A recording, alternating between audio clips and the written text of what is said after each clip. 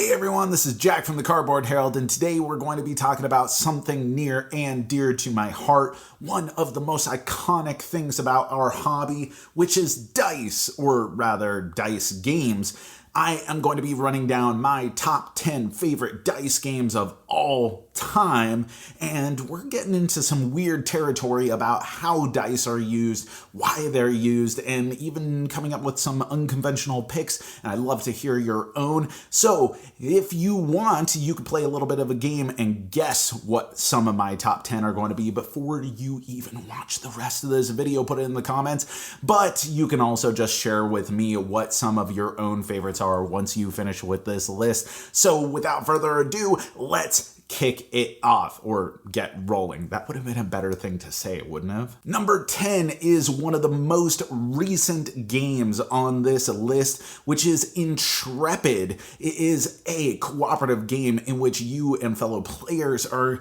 on the ISS as it's spinning out of control, disaster has stricken, and it's up to you to stabilize all of the life support systems and be able to get over the final confrontation. But really what it boils down to, it's a dice worker placement game in which you and other players are exchanging dice in order to work on your respective section of the ISS.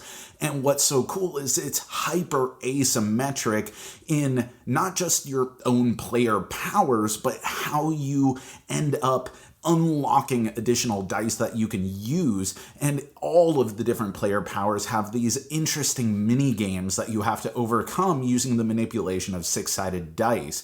It is one of the best dice-focused cooperative games that you can get on the market right now, and it's a game that really puts dice and dice manipulation at the forefront of everything that you do, but it's also expansive. Like, it is a giant game, and in games this size, typically dice get relegated to like a sub-mechanic, but here it's at the forefront. I was really impressed with it, and in spite of it being so recent, it immediately came to mind when I was shaping this list. Number 9 is tied with the oldest game on this list. I'm not actually sure which one came out earlier, so you could do a little bit of speculation based off of that, but it's an oldie but a goodie. It's King of Tokyo, one of the definitive dice games of our hobby, and this is an example of a Yahtzee-based game, which is also going to kind of come up later. You know, traditional Yahtzee mechanics where you roll dice, you can choose some of them to roll again, and then you can choose some to roll again if you want in order to try to get certain combinations, certain outcomes. King of Tokyo is just vibrant and poppy. It feels electric when you roll those dice and you get all the hits that you want, the exchange of going back and forth in and out of Tokyo, and then unlocking the additional powers when you get the power-up expansion. I mean, the only bad thing that I have to say about this game is that they took out Cyber Bunny in more recent releases. King of Tokyo is one of the most accessible games out there. It is still so fun. And once again, it's a game that puts the prominence on these big, beautiful dice that you are going to be rolling all day long, and shows how dice games that are still poppy and exciting and random can also be really fun and smart. Number 8 is getting into more controversial territory. This is a game that I think a lot of people would be like, is this a dice game? And that's Duelosaur Island, which is the 2-player distillation of Dinosaur Island, which Dinosaur Island is one of these more expansive games, and while it does have some of the same concepts that Duelosaur Island uses for how dice are implemented, because Duelosaur Island is much more distilled, it puts much more emphasis on the dice, which are rolled and set up this auction and I split you choose sort of situation that feeds into everything that you do on every round. The roll of the dice and the allocation on the part of the first player, and then giving the next player the opportunity to have first pick of which dice that have been allocated to certain spots, is easily the defining moment of every round, and is what everything else centers around. Yeah, it's not constantly rolling dice in order to see if you get particular outcomes that only affect you, unlike most dice games, but it does create really interesting situations and is a different implementation of dice than we'll see on most of the other games on this list. And for that reason, I had to include it. Plus, they are so cool looking, which, by the way, you're going to see that on this list, that the majority of games that have been included at least have some sort of distinct look to their dice, even if they are traditional D6s with 1 through 6 pips. Number 7 is continuing a theme of dicey distillations of games, and that is Roll for the Galaxy, which for my money, just like Duelosaur Island, is in fact a better game than Dinosaur Island. Roll for the Galaxy, I think, is hands down just a better game than Race for the Galaxy. I know the original is a classic, it does a lot of amazing things, but I think Roll for the Galaxy puts a little bit more focus on players. It gives you a little bit more direction by putting things in the hands of dice and kind of pares down the open-endedness of the original game. Race for the Galaxy is iconic for a reason, but I think Roll for the Galaxy shows how even in a hobby where there are so many purists who are like, I hate random elements and get dice out of my games, that dice can be used to actually improve upon the choices and breadth of selections that you can make on your turn and make for more interesting strategic decisions.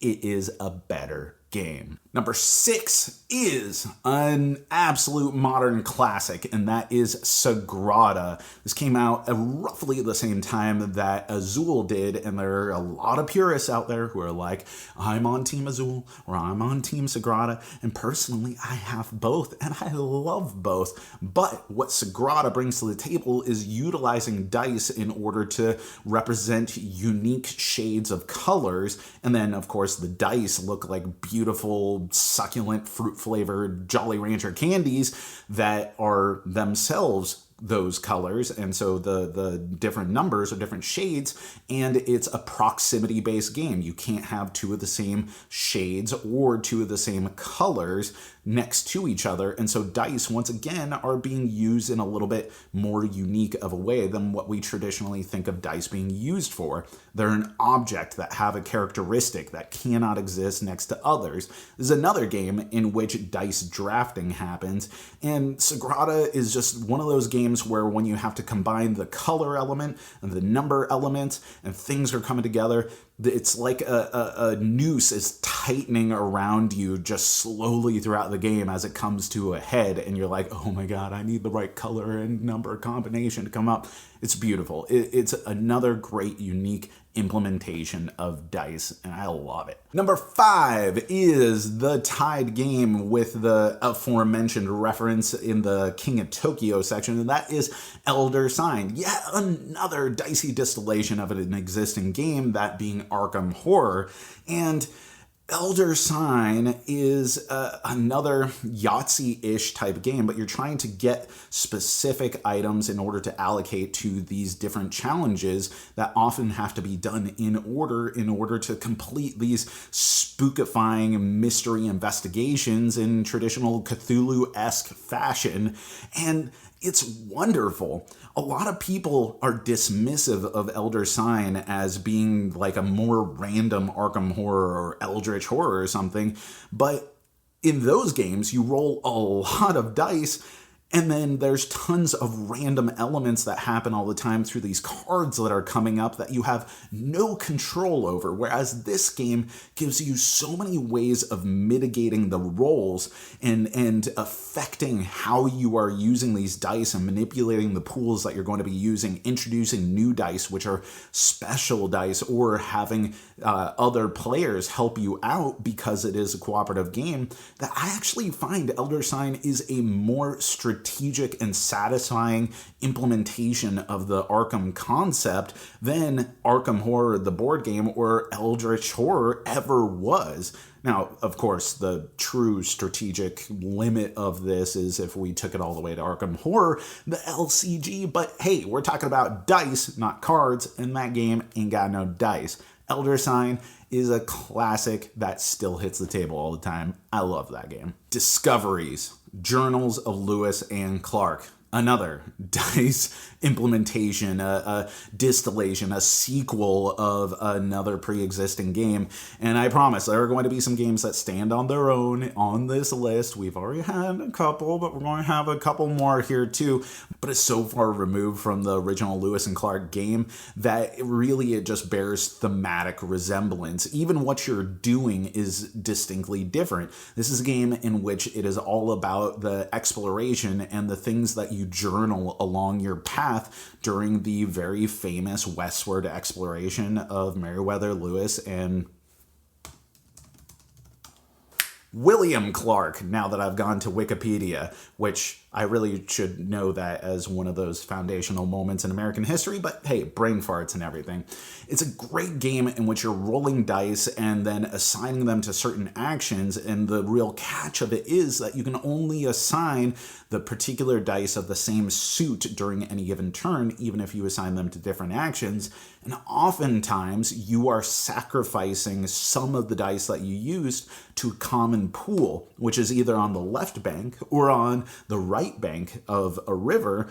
And then players can, on their turn, if they want to claim back a dice, can either get all of the left bank or all of the right bank or all of their color. And so there's this beautiful exchange of all these dice going around. And speaking of beautiful dice, it is one of the games bold enough to use custom wooden dice. I see a lot of games with wooden dice. I see a lot of games with custom dice, but the silk screen printing on these custom wooden dice is just brilliant and gives it such a beautiful, substantial feel to the game that sets it apart. That is only elevated by the incredible Vincent Dutrait artwork throughout the game. So if you're looking for really interesting, really creative, and really strategic dice games, then check out this game. Keeping it going, we're on the top 3 now, and I am going to bring up my first real-time, and in fact, the only real-time game on this list. That's a bit of a spoiler. Well, not entirely true, but we'll get into that in just a little bit. This is Pandemic Rapid Response, which was a huge surprise for me when I got to play this game because I play it way more than any other implementation of Pandemic at this point. This is a perfect example of why real-time and dice go together so well. You have these great custom dice and you're having to roll them over and over again in order to allocate them, working cooperatively with the rest of your team. And one of the cool things about the game is that it's not everyone going all at once. On your turn, you are trying to come up with the right combination, allocate them the right way, and then move on to the next person's turn, all while time is ticking out. It's a desperate struggle. It is hilariously fun, but more importantly, it's a game where you can develop skills and actually do a lot better. You learn how to adapt to the system, and you can improve in your outcomes. It is a really creative and interesting game, and one that I would love to see further support for. Not just further awareness and promotion of it, but hey, I would love some expansion content to it, which is probably the only negative that I can say about the game, is that I wish there was even more challenge. I have reaped so much out of Rapid Response that I'd like a little bit more to jump in there too. But as is, it still stays fresh. I break it out pretty regularly. Number 2 was nearly my number 1. I thought about it a little bit more. I ultimately decided to go this direction, but easily any of these top 5, or really any of these games in the top 10, could have been rearranged depending on the flavor of the day, you know what I mean? But this is the list that I put together. So number 2 is Marco Polo II, In the Service of the Khan, which of course is the sequel to Voyages of Marco Polo, which I didn't really like, but Marco Polo II I like an immense amount. And even though they have largely the same dice-based worker placement system, I feel like the second game is much more about empowerment and possibility and what you can do with these dice, wringing out every possible camel that you can in order to make your way across the board or become a trader who has joined every merchant guild. The fact is that this is one of those games where there is no bad roll. roll. I mean, there are rolls that aren't going to allow you to do what you wanted to do, but you'll find a way to make use out of it, and there are certain balancing mechanics, and in some ways it can be penalizing to have too high of rolls, even if high rolls are generally favorable. There are a lot of smart systems to design a tight strategic worker placement game around dice. I especially love that it's a game where you can allocate multiple dice, as in multiple workers, in a single given turn for certain really big actions, but that comes at the cost of sacrificing future possible turns in this round. It's a really rich ecosystem. It has loads of asymmetry. The number of different things that you can lean into is brilliant, and it's a game that never grows tired for me. Now, before we get to number one, there's a couple quick honorable mentions in here because there were a couple games that kind of floated to the list. They might be games that you expected to be on here, but I axed them for one reason or another. First one is Space Cadets Dice Duel, which is one of my favorite real-time dice games. And yeah, I did have Pandemic Rapid Response on here, but Dice Duel is not really available. And also, it's so wonky to get to the table in the right situation. Whereas Rapid Response is something that's very easy to teach, it's very easy to pick up, and it's very easy to have fun on. Space Cadets Dice Duel relies on a lot more coordination as far as getting the right people to the table, the right number of people to the table, and also getting your hands on a copy of the game. But it is a brilliant game if you can make that all work. Next one is, hey, Dice Forge. Where is that on all of this? Because it's certainly not number one. And Dice Forge is a game that gets an honorable mention for putting dice and sculpting the very nature of the dice on all the different faces as like an innovative mechanic. It gets that honorable mention. I just found it too lean of a game. Like, I had fun a few times, and then I was like, oh, that's the exact same thing that I'm going to do every time I play Dice Forge. There's not enough to really pull out of this to keep it on the shelf, but does deserve an honorable mention for being so innovative and finding new ways of putting dice at the forefront of a game. Like, literally, it is the entire purpose with which the dice surround around. And then lastly, Quantum, the famous, the infamous, the legendary space combat game in which the different sides of dice represent ships and the way that you manipulate them around the board. It is a game that has long been out of print and has long been celebrated, and there are many gamers who are coming into this hobby who are paying top dollar in order to get themselves a copy of Quantum. It's one that I'd love to see come back into print, but because of its scarcity, I do not feel good about putting it in the top 10 here. If that comes out again, if eventually we somehow, some way get a reprint, well, hey, it might be time to reevaluate this list. And that brings us to number one. And if you know me and you've been following how I talk about games and, you know, what I talk about as my favorite games, and you think about this game in the right light, then you may have already guessed it. And that's Castles of Burgundy. And you might be like, Jack, is Castles of Burgundy a dice game? And of course it's a dice game. Every single turn you are rolling dice, and every single turn you are making decisions that are strictly based upon the dice that you have, or manipulating your dice in order to allow you to take the right actions. It is not a worker placement game, but it is a game in which the entirety of your turn is going to be defined by these dice and what they allow you to do. The brilliant thing about it is that even more than Marco Polo II, you do not have bad rolls. You have rolls that may be disappointing because they don't necessarily do exactly what you want, but there's an equitability there. There's a value to every single dice roll that you could possibly have, and figuring out how to manipulate those into the kingdom, the fiefdom that you are building up is just one of the most satisfying things in board games. And it is easily the game that you can point to if anyone's like, I don't like games with dice, I like Euro games. You can be like, hey, sucker, this is Castles of Burgundy. This is one of the best Euro games of all time. It's got a great solo mode. It plays great at 2 players. It plays great all the way up to 4 players. It is a short amount of playtime. It is a big amount of game. There are like no bad things that I can really say about Castles of Burgundy. It's a game that stands on its own as one of the best games of all time. And also, it is easily one of the best dice games of all time.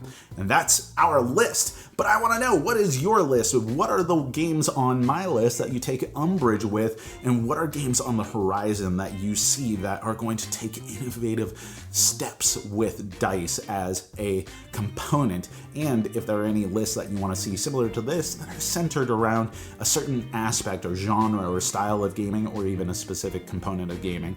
As always, thanks for watching, thanks for supporting, thanks for being a great community. I've been Jack for the Cardboard Herald.